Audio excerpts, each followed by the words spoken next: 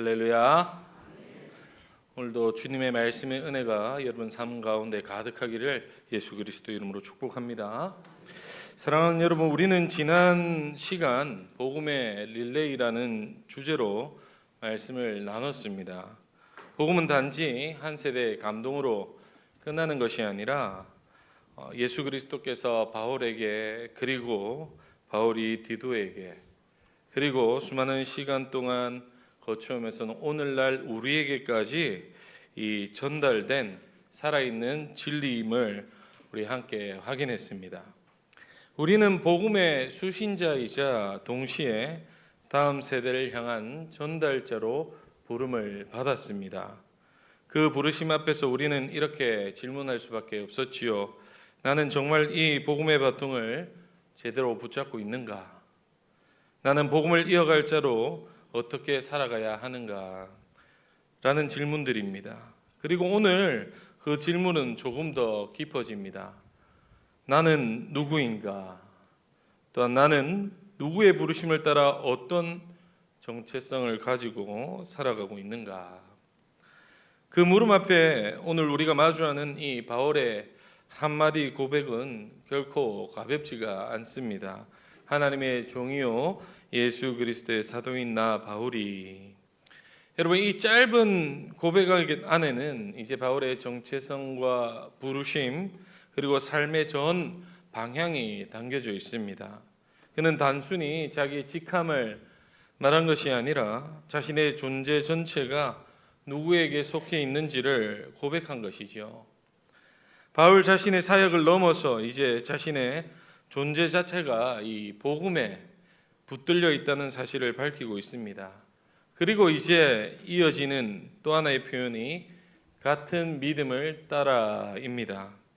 여기서 여러분, 우리는 같다라는 말의 무게를 다시금 느끼게 되죠.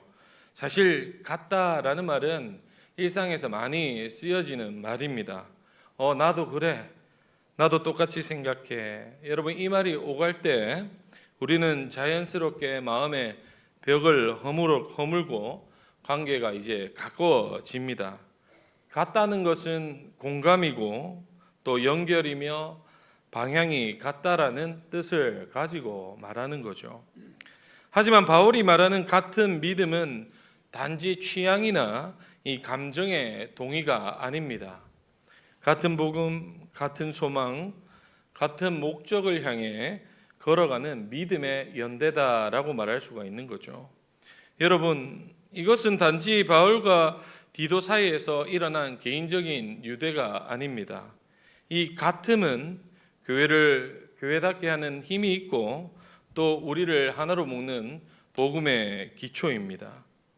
우리 교회는 지금 이 같은 믿음 위에 서 있습니까? 우리는 함께 예배하고 같은 찬양을 부르고 또 정말 같은 믿음, 같은 중심, 같은 방향을 품고 지금 걸어가고 있습니까? 사실 이 질문을 우리 마음 깊이 한번 던져봐야 된다는 거죠. 어쩌면 우리는 함께 모였지만 때로는 서로 다른 길을 걷고 있지는 않는지 한번 살펴봐야 된다는 말입니다.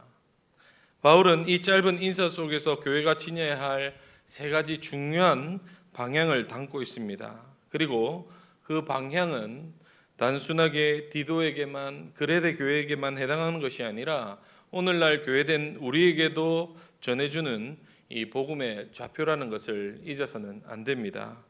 이제 우리는 그 길을 따라서 같은 믿음을 따라 걷는 교회란 무엇인지 하나하나 함께 살펴보고자 합니다. 먼저는 바른 믿음 위에 서야 합니다. 사도 바울은 디도서 1장 1절에 자신의 사명 중 첫 번째를 이렇게 말하지요. 하나님이 택하신 자들의 믿음과 경건에 속한 진리의 지식을 따라. 그는 하나님의 종이요 그리스도의 사도로 부름받은 이유가 바로 여기 있음을 말씀을 통해 밝힙니다. 단지 말씀을 가르치기 위함이 아니었습니다. 또 교회를 운영하기 위함도 아니었죠. 바울의 사명은 분명했습니다. 하나님의 택하신 자들이 참된 믿음 위에 서고 뿐만 아니라 그 믿음 위에서 자라가도록 섬기는 일을 위해 자신이 부름받았다라고 고백하는 겁니다. 특별히 본문에 나타난 하나님의 택하신 자들의 믿음과 진리의 지식이라는 표현은 이제 바울의 사명이 어떤 사람들을 향하고 있는지, 그리고 어떤 방향으로 가고 있는지를 분명하게 보여줍니다. 그는 단지 복음을 전하는데 그치지 않았습니다. 하나님께서 택하신 자들이 믿음 없는 이름뿐인 신자로 머무르지 않고 신앙의 뿌리를 내리고 진리 안에 자라가면서 그 믿음이 삶 속에서 경건이라는 열매로 맺히기를 바라면서 사역을 했다라는 거죠. 그러면서 이 짧은 인사 속에 자신의 정체성과 방향을 분명하게 담고 있다라는 겁니다. 그래서 바울은 자기가 이러한 영적 성장을 위해서, 성숙을 위해서 부름을 받았고 자신을 하나님의 종이라고 고백했습니다. 여기서 바울이 말하는 믿음은 단순히 우리가 복음을 처음 받았을 때 고백하는 의미로만 사용되지 않습니다. 그는 처음 믿음을 시작한 자들이 이제 진리의 지식 위에 세워지고 삶에서 점점 하나님을 닮아가는 성숙한 성도로서 자라나기를 바라면서 이제 이 글을 써내려가고 있다는 거죠. 그 믿음은 여러분 머리로만 아는 지식이 아니라 삶 전체를 통해서 드러나는 경건함으로 이어지는 믿음이라는 겁니다.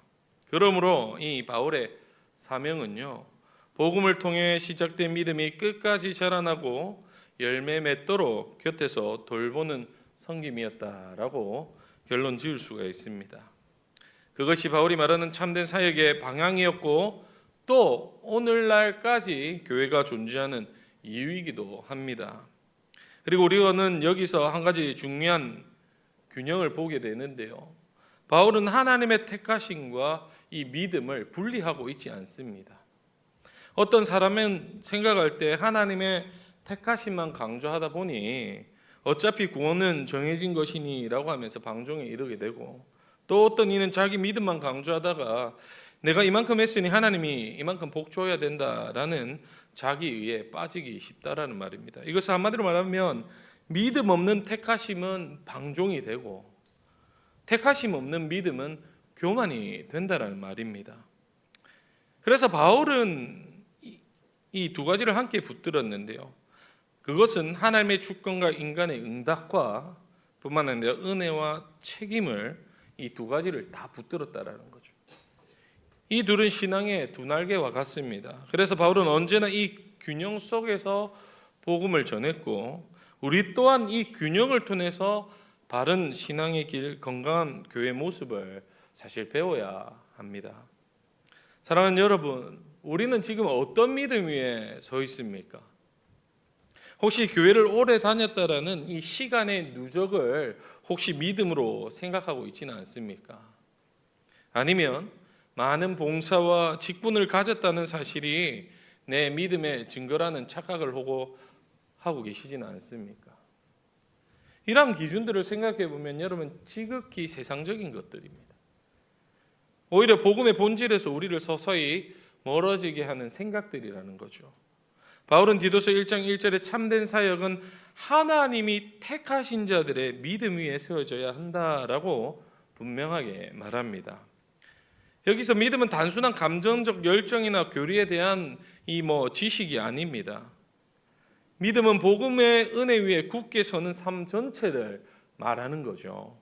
하나님께서 나를 은혜로 택하셨다는 이 사실, 사실 예수 그리스도께서 십자가에 나를 살리셨다는 이 복음, 이것들이 우리를 믿음의 기초 위에 세운다라는 겁니다. 여러분 정말 하나님의 은혜로 나를 택하셨다는 사실을 믿으십니까? 그리고 십자가의 그 사역이 나를 살리셨다는 것을 믿으십니까? 이것이 우리의 기초가 되어야 된다는 거예요. 이것이 믿음의 뿌리가 되어야 됩니다. 어떠한 우리의 배경과 환경과 그리고 직위와 삶이 이 믿음을 대변할 수가 없는 거예요. 하나님의 은혜로 택하심 받은 것과 십자가의 복음이 나를 살렸다라는 이 기초 위에 서야 된다는 말입니다. 사랑하는 성도 여러분, 오늘 우리의 현실을 한번 돌아봅시다. 우리가 경제적인 어려움이 올 때 여러분 믿음보다도 돈과 환경을 더 붙잡으려 하고 이 세상의 성공 기준에 우리의 신앙의 기준을 맞추려 들 때가 혹여 있지는 않습니까? 너무 어려우니까 이 정도는 되겠지, 너무 힘드니까 이만큼 해도 되겠지라는 생각들을 해본 적 없습니까? 혹여 주일 예배 말씀보다 이제 우리의 편안함과 여가가 우선이 되는 모습들은 혹시 발견된 적이 없습니까? 좀 쉬고 싶은데 이쯤 한번 하루는 여행 가도 안 되겠어? 라는 안일한 생각들이 우리 안에 들 때가 없냐는 말입니다. 그런데 이런 모습대로 살아가면요, 우리의 모습이 다음 세대에 그대로 흘러갈 수밖에 없습니다. 우리가 믿음의 본을 분명히 세워주지 않는다면 자녀들과 젊은 세대는 신앙의 방향을 잃을 수밖에 없고 세상 가치 앞에서 흔들릴 수밖에 없는 거죠. 제가 목사님하고 이런저런 대화를 나누면서 이 다음 세대라는 단어에 대해서 한번 논한 적이 있습니다. 여러분, 제가 어릴 때만 해도 이 다음 세대라는 단어가 없었어요, 교회 안에. 어느 순간부터 이 다음 세대라는 말이 강하게 등장했습니다. 왜 그렇겠습니까? 여러분, 기성세대가 믿음 위에 굳건히 섰을 때는 다음 세대라는 말이 나오지가 않았어요. 왜요? 든든하니까. 다음 세대의 열매도 자연스럽게 이어지니까. 그런데 지금 어떻습니까? 세대 간의 분리가 일어나고 이 다음 세대라는 말은 기성세대가 스스로 위기에 처했다는 말을 대변하는 말입니다. 우리의 믿음이 다음 세대의 믿음을 세우는 토대가 된다는 사실이에요. 그런데 지금 그게 무너졌다라는 말은 우리의 믿음이 그만큼 많이 변질됐다라는 말입니다. 증거죠. 그래서 우리가 믿음에 바로 서면 다음 세대도 믿음에 바로 설 수 있다는 사실을 여러분 잊어서는 안 됩니다. 그러나 여러분, 낙심해서도 안 될 것은 하나님은 우리를 홀로 두시지 않았고 서로를 붙들어주며 믿음으로 세워갈 수 있는 공동체를 허락하셨다는 사실을 잊어서는 안 됩니다. 믿음이 흔들릴 때 여러분 혼자 버티려 하지 마십시오. 내 가정이 어렵고 힘들고 신앙생활하기 정말 괴로울 때 여러분, 교회 공동체가 있습니다. 함께 기도해 달라고 요청할 수 있고 함께 세워질 수 있는 은혜가 있다라는 거예요. 때로는 세상이 조롱하고 우리를 시험할지라도 우리 교회가 서로 믿음으로 격려하고 또 기도한다면 이 교회는 믿음을 지킬 수 있는 안전한 품이 될 수 있다는 사실입니다. 그러기에 여러분, 서로가 믿음의 길을 걸어갈 때 혼자가 되지 않도록 사실 서로의 손을 잡아줘야 됩니다. 그리고 우리 다음 세대가 우리를 바라볼 때 믿음을 보고 배울 수 있는 본이 세워져야 된다라는 거죠. 이것은 부모의 몸뿐만 아니라 온 교회가 함께 책임져야 하고 또 세워가야 할 사명인 줄로 믿습니다. 여러분, 우리가 함께 믿음으로 바로 선다면요, 우리 다음 세대들은 믿음 위에, 복음 위에 흔들림 없이 설 수 있다는 사실이죠.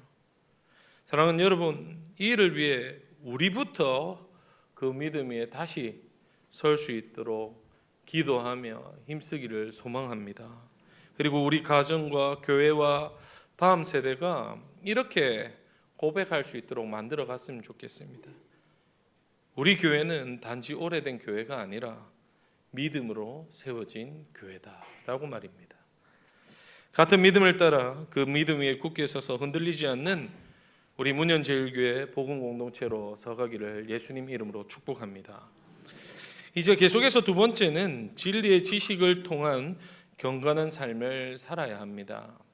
바울은 자신의 사명의 두 번째 목적을요, 경건함에 속한 진리의 지식에 이르게 하기 위해라고 밝히고 있습니다.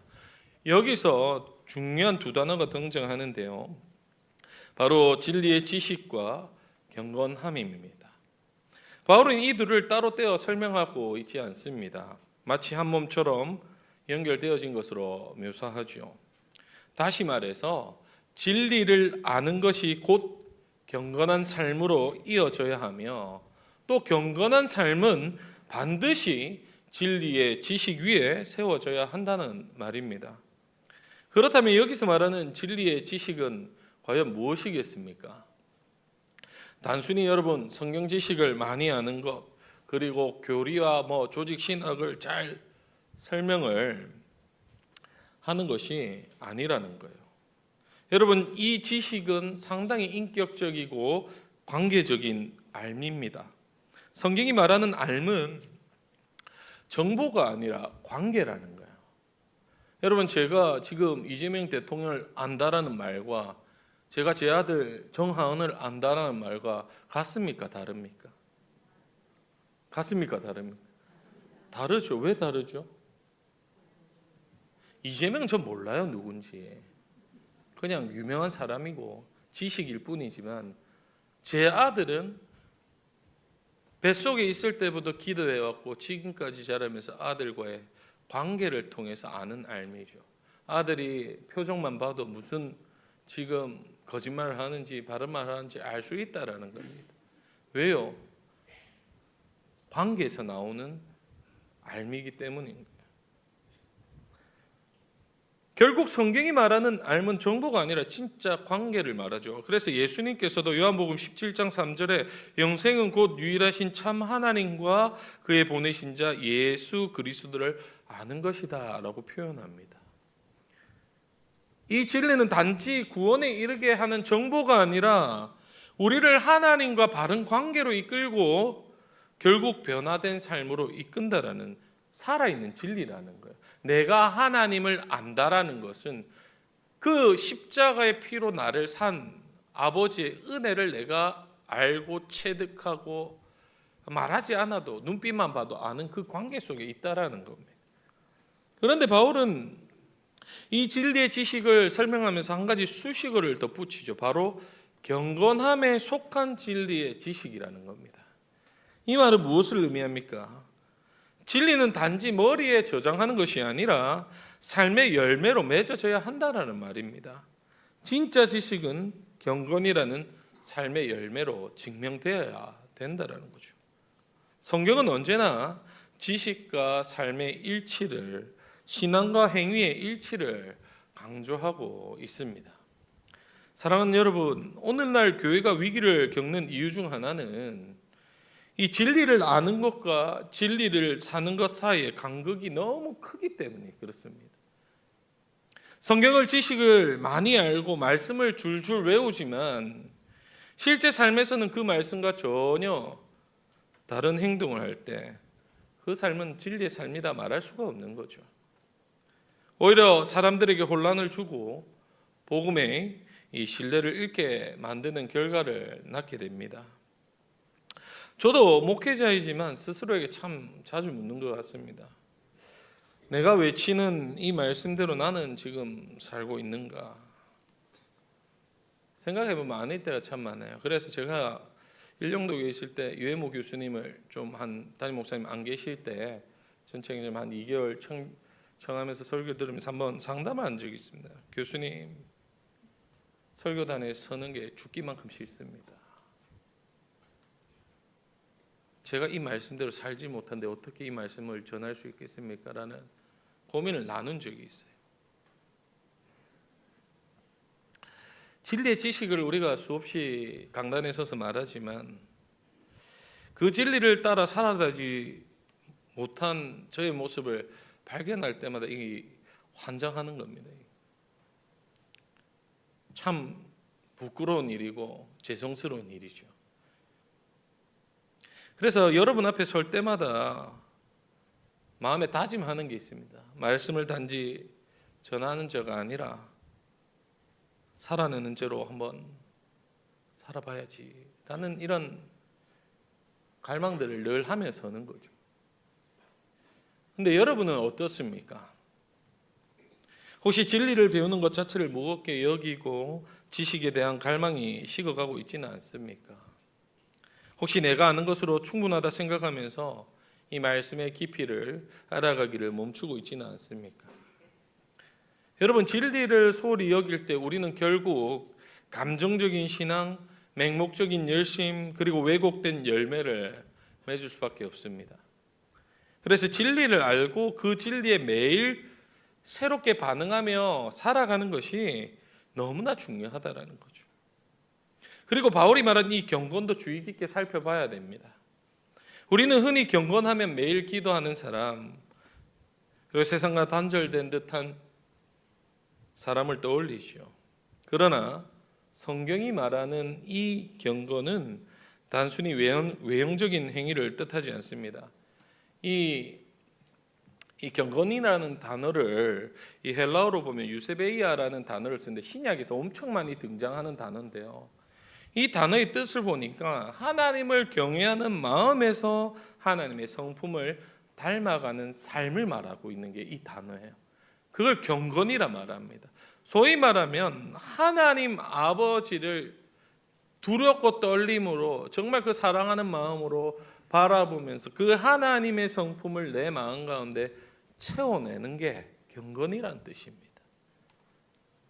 하나님을 닮은 성품, 하나님을 닮은 인격, 하나님을 닮은 삶이 진정한 사실 경건이라는 뜻이죠. 여러분, 기도 많이 한다는 것보다 더 중요한 것은 기도하는 사람답게 살아가라는 말입니다. 맨날 첫날 기도하면서 뒤에서는 막 욕을 해서 막 손가락질해서 하면 무슨 은혜가 흘러나오겠습니까? 제가 예전에 한 교회에서 지금 권사님 되셨는데 교사분이었는데 그 이야기를 해주시더라고요. 한 학교에 두 명의 이제 선생님들 중에 두 분의 신앙인이 있었는데 그 중에 한 분은 권사님이래요. 늘 교회 이야기하고 뭐 예수님 전한다고 말했지만 정작 학교에 와서 교회 주보 만들고 있고 교회 일하고 있고 학교의 자기 일은 되게 소홀하게 여겼답니다. 그리고 말과 태도에서 타인들을 쉽게 판단하고 정죄하고 분열을 일으키고 있었다라는 거예요. 반면에 또 다른 교사는 자신의 신앙을 말로 크게 드러내지는 않지만 맡은 일에 성실히 감당했고 동료 교사들이 업무들까지 도우면서 묵묵히 섬겼습니다. 그리고 어려운 일이 있을 때 피하지 않고 먼저 나서서 자신의 책임을 다했다 해요. 두 사람이 같은 공간에서 동일한 신앙인으로 살아갔지만 주위 사람들의 평가는 완전히 달랐습니다. 말보다는 삶으로 진리를 보여준 교사가 더 큰 존경을 받았고 사람들은 저 사람이 진짜 예수 믿는 사람이다. 저 사람이 진짜 교회 다니는 사람이다. 라고 인정했습니다. 사랑하는 여러분, 우리는 어느 쪽에 더 가까운 사람입니까? 진정한 경건은 말로만 드러내는 것이 아니라 우리의 삶의 자리에서 드러나야 합니다. 우리가 진리를 아는 만큼 우리의 성품과 행동, 관계가 하나님을 닮아가야 하죠. 그것이 진정한 경건의 열매라고 말합니다. 사랑하는 여러분, 우리의 삶 가운데 이 진리의 열매가 반드시 맺히기를 소망합니다. 경건은 진리를 단지 지식으로 머물게 하지 않고 삶으로 살아내게 만든다라는 거예요. 우리가 진리를 아는 만큼 하나님을 닮아가야 합니다. 말씀을 배우는 만큼 우리의 성품과 관계와 행동이 변화되어야 된다는 말이에요. 그러기 위해서는 여러분 1차적으로는 말씀의 자리를 여러분 소중히 지키기를 바랍니다. 말씀을 사모해야 된다는 거예요. 그리고 사모함은 우리의 예배와 배움의 자리를 통해 드러납니다. 그래서 여러분 주일 예배가 매우 중요한 시간입니다. 그러나 한 주 한 번의 예배로만은 우리의 믿음이 자라기에 충분하지 않을 때가 많죠. 그래서 여러분 늘 말씀의 자리에 가까이 하셔야 되고 더 묵상해야 되고 더 기도하면서 그 말씀의 깊이를 깨달아야 합니다. 이상한 데는 가지 마십시오. 신천지 가서 말씀 배우다 큰일 납니다. 본교회 목사들 있잖아요. 말씀이 모르면 물어보고 또 알아가고자 하고 배워가고자 하는 그런 열심을 가져야 되는 거예요. 그러할 때 말씀이 우리를 빚기 시작합니다. 내 노력이 아니라 하나님의 말씀이 우리를 빚어가는 거예요.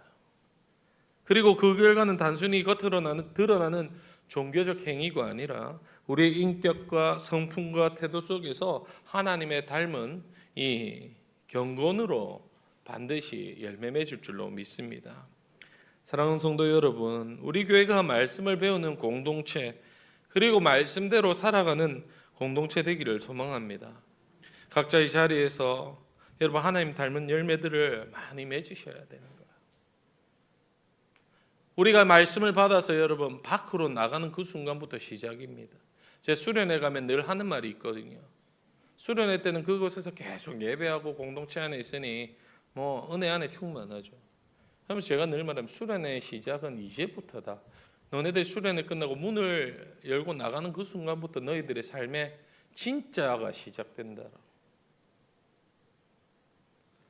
우리 마찬가지 아닙니까? 주일날 우리가 하나님의 말씀을 받고 여러분 일주일 동안 하나님께서는 여러분을 세상 가운데 파송시키셔서 주의 나라를 세워나가는 일꾼으로 여러분을 부르셨습니다. 여러분의 삶의 자리가 땅끝인 거예요. 그 자리에서 주의 복음이 증거되어야겠죠. 그래서 서로의 말에서 태도에서 결정에서 하나님이 느껴지는 교회가 되어야 될 줄로 믿습니다. 그럴 때 여러분 세상은요 우리의 삶을 통해서 진짜 복음이 무엇인지 보게 될 것입니다. 나아가 우리는 진리로 인해 더욱더 살아있는 그리고 살아나는 교회로 될 줄로 믿습니다. 우리 교회가 그런 교회로 서가기를 주님의 이름으로 축복합니다. 이제 마지막 세 번째는 영생의 소망을 기반으로 믿음과 진리를 추구해야 합니다. 바울이 디도서에서 드러내는 세 번째 사명의 기초는요 바로 영생의 소망입니다.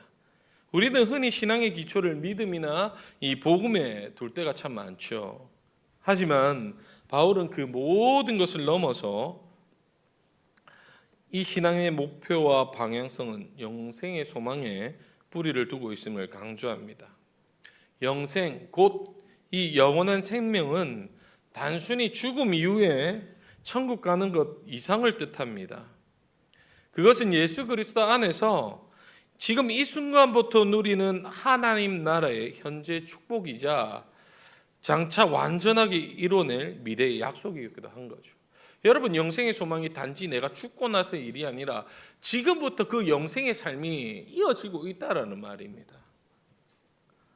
바울은 이 소망을 통해서 우리의 신앙의 시선을 과거와 회심과 현재 삶 그리고 미래의 완성까지 확장시켜 나가는 거죠. 여러분은 지금 어떤 소망 위에 서 있습니까? 혹시 이 땅의 형통과 안정이 신앙의 목적이 되어버리고 있지는 않습니까? 이 질문 앞에 우리는 정직하게 서야 합니다. 소망이 무너지면 신앙도 흔들립니다. 고린도전서 15장 19절에 바울은 이렇게 선언하죠. 만일 우리가 그리스도 안에서 바라는 것이 이 세상에만 해당되는 것이라면 우리는 모든 사람들 가운데 가장 불쌍한 사람일 것이다. 만약 이 땅의 삶이 전부라면 우리가 믿음으로 감내하는 이 고난과 복음을 위해 헌신하는 그리고 경건한 삶을 살아가는 이유가 없어지는 거죠. 그러나 바울은 이 영생의 소망이야말로 그 모든 헌신과 인내의 토대임을 분명하게 말하고 있습니다. 이 소망이 있기에 우리는 흔들리지 않을 수 있고 믿음과 진리를 향해 담대하게 걸어갈 수가 있는 거죠.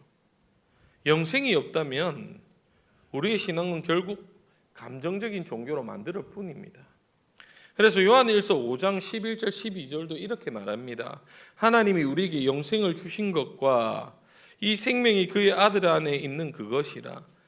아들이 있는 자에게는 생명이 있고 하나님의 아들이 없는 자에게는 생명이 없느니라. 여러분 예수 그리스도 안에 있는 자만이 영생을 소유하고 살아갈 수 있습니다. 여러분 지금 나의 신앙이 진짜 영생의 소망 위에 서 있습니까? 아니면 그저 당장의 위로와 이 보상만을 구하고 있는 이 흔들리는 신앙으로 살아가고 있습니까? 여러분 우리가 기도할 때를 잘 들여다 보십시오. 내가 지금 뭘 구하고 있는가? 기도의 내용을 살펴보면 내 상태가 나옵니다. 계속 주세요만 말하죠. 여러분 우리가 그렇게 말하면 밖에 저 정승에다 대고 물 떠놓고 비는 거랑 뭐가 다릅니까? 이미 우리는 하나님께서 영생이라는 가장 큰 선물을 주셨어요. 이미 복 받았는데 자꾸 다른 걸 구할 때가 참 많죠. 여러분, 예수 믿으면 복 받는다라는 이 세속적인 복음에 머물지 마시길 바랍니다. 여러분, 이미 복 다 받은 줄 믿으시길 바랍니다. 예수 그리스도 안에 누리는 구원과 이 하나님 나라를 향한 이 시선이 이제는 회복돼야 됩니다. 그럴 때 우리는 세상의 기준과 구별되는 삶, 믿음과 진리 위에 선 성숙한 신앙을 살아갈 수가 있는 거죠. 또한 이 영생의 소망은요, 거짓된 복음과 그리스도를 부인하는 이단들로부터 우리를 지켜주는 방패가 됩니다. 디도서 당시에도 이 그리스도를 부인하고 율법과 혈통으로 붙잡는 이단들이 질비했죠. 그래서 앞 서두부터 지금 이렇게 강하게 바울이 말하고 있는 겁니다. 바울은 분명히 경고합니다. 그리스도를 부인하는 자들에게는 영생의 약속도 무의미하다. 예수 그리스도를 부인하면 이 영생의 소망 너에게 아무런 유익을 줄 수가 없다라는 겁니다. 오직 예수 그리스도 안에 굳건히 서는 자만이 참된 소망과 진리 위에 바로 설 수 있다라는 거죠. 사랑하는 성도 여러분, 우리는 모두가 다 이 영생의 소망 위에 굳건히 서야 될 줄로 믿습니다. 이 소망은 먼 미래에 속한 약속이 아닙니다. 오늘날 삶을 지탱하는 힘이고 진리와 경건의 삶을 가능케 하는 동력이라는 거예요. 우리가 이 소망이 흔들릴 때 우리의 믿음도 흔들리고 진리를 향한 열정도 식을 수밖에 없다라는 말입니다. 그러므로 우리의 신앙은 이 세상의 안정이나 종교적 간섭 위에 세워져서는 안 된다라는 거예요. 영원한 소망 위에, 확고한 반석 위에 서 있어야 된다라는 말입니다. 그리고 그 위에서 믿음을 지키고 진리를 추구하고 경건한 삶을 살아내야 될 줄로 믿습니다. 여러분, 지금 우리는 이 마지막 때에 무엇을 붙들고 살아갑니까? 우리의 예배와 사역과 기도와 관계가 정말 영생의 소망 위에 세워져 있습니까? 우리 교회가 이 영생의 소망을 중심에 두고 같은 믿음 안에서 서로를 세우고 진리와 경건의 길을 함께 걸어갈 때 진정한 복된 공동체가 될 줄로 믿습니다. 사랑하는 성도 여러분, 세상은 끊임없이 우리를 흔듭니다. 이제는 상황이나 감정이 아니라 하나님이 주신 복음의 진리와 하나님의 약속 위에 굳게 서야 될 때인 줄로 믿습니다. 헛된 약속이 아니라 영원한 생명을 따라 살아가야 하겠지요. 오늘 우리는 하나님께서 우리에게 주신 놀라운 은혜와 부르심을 다시금 말씀을 통해 깨닫습니다. 하나님께서 우리를 택하셨고 믿음 안에 굳건히 서도록 부르셨지요. 이 부르심은 단순히 머리로 아는 지식이 아닙니다. 진리를 삶으로 살아내는 이 경건으로 이어져야 하지요. 그리고 이 여정의 중심에는 언제나 영생의 소망이 있어야 될 줄로 믿습니다. 이 소망은 단순한 위로가 아닙니다, 여러분. 우리의 삶을 새롭게 창조하는 힘이고 시련 속에서도 흔들리지 않는 하나님의 약속입니다. 그러므로 이제 우리 모두 이 소망을 굳게 붙들고 여러분, 세상에 파송받은 성도로서 하나님의 나라를 세워나가는 일꾼들로서 승리하며 살아가기를 소망합니다. 그래서 여러분이 서 있는 그 자리에서 하나님 나라의 향기가 퍼져나가고 우리의 말과 행동과 선택 속에서 주님의 진리와 사랑이 빛나게 하는 삶을 살아내야 될 줄로 믿습니다. 오늘 우리가 이 말씀 앞에서 다시금 우리의 삶을 돌아보고 영생의 소망 위에 굳게 서서 이 믿음과 진리 안에 깊이 뿌리 내리는 제자로 저와 여러분 함께 살아가기를 소망합니다. 여러분, 그렇게 살아갈 때 주님께서 우리를 붙드시고 우리가 가는 곳곳마다 복음의 열매가 맺힐 것입니다. 그리고 그 은혜가 오늘 우리의 삶 속에서부터 시작되고 주님의 은혜의 평강이 우리의 삶 가운데 충만하기를 예수 그리스도의 이름으로 축복합니다.